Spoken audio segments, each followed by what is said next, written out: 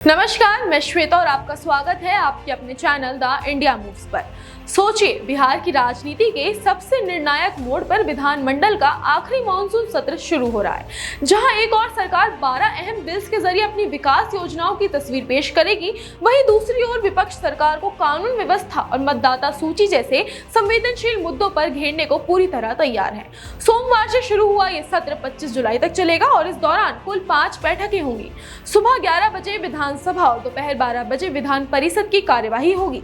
इस छोटे लेकिन बेहद महत्वपूर्ण सत्र में सरकार 4 मूल और 8 संशोधन बिल्स लाएगी, जिनमें से कई सीधे युवाओं, बेरोजगारों, कामगारों और किसानों से जुड़े हैं। उदाहरण के लिए गीग वर्कर्स जैसे कि जोमेटो और स्विगी पर काम करने वालों के लिए एक नया कानून लाया जाएगा, जो उनकी सेवाओं शर्तों को सुरक्षित करेगा।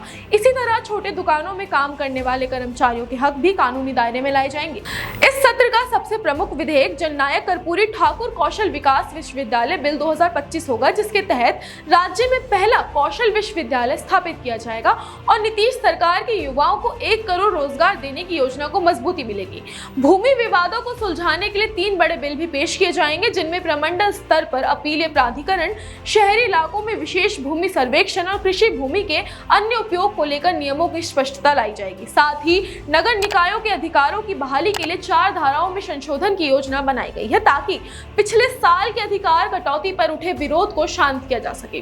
मंगलवार और बुधवार को विभिन्न विधेयक सदन में रखे जाएंगे। गुरुवार को अनुपूरक बजट पर चर्चा और वोटिंग के बाद विनियोग बिल लाया जाएगा, जबकि शुक्रवार को गैर सरकारी संकल्पों पर चर्चा होगी। लेकिन जितना महत्वपूर्ण ये सत्र सरकार के लिए है, उतना ही विपक्ष के लिए भी है। विपक्ष खासकर 2 मुद्दों, लॉ एंड ऑर्डर और SIR को लेकर हमलावर है। बिहार में लगातार हो रही आपराधिक घटनाएं, हत्याएं, लूट और महिलाओं पर अत्याचार जैसे मामलों को लेकर विपक्ष सीधे मुख्यमंत्री नीतीश कुमार को घेर रहा है। वहीं SIR अभियान को लेकर विपक्ष का आरोप है कि गरीब और दलित मतदाताओं के नाम जानबूझकर हटाए जा रहे हैं और चुनाव आयोग बीजेपी के इशारे पर काम कर रहा है। सरकार जहां बिल्स को पारित कर अपने विकास मॉडल को दिखाने की कोशिश करेगी, वहीं विपक्ष चुनावी वर्ष में सरकार की विफलताओं को उजागर कर जनता के बीच एक नई बहस शुरू करना चाहेगा। कुल मिलाकर बिहार का ये मानसून सत्र केवल कागजों पर कानून बनाने का मौका नहीं, बल्कि 2025 के चुनावी रण की रणनीतियों की झलक भी पेश करेगा।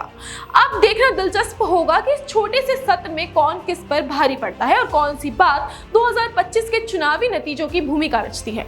बिहार चुनाव की हर हलचल और राजनीति की गहराई से जुड़ी अपडेट्स के लिए देखते रहिए द इंडिया मूव्स। वीडियो पसंद आई हो तो लाइक और शेयर करना ना भूलें।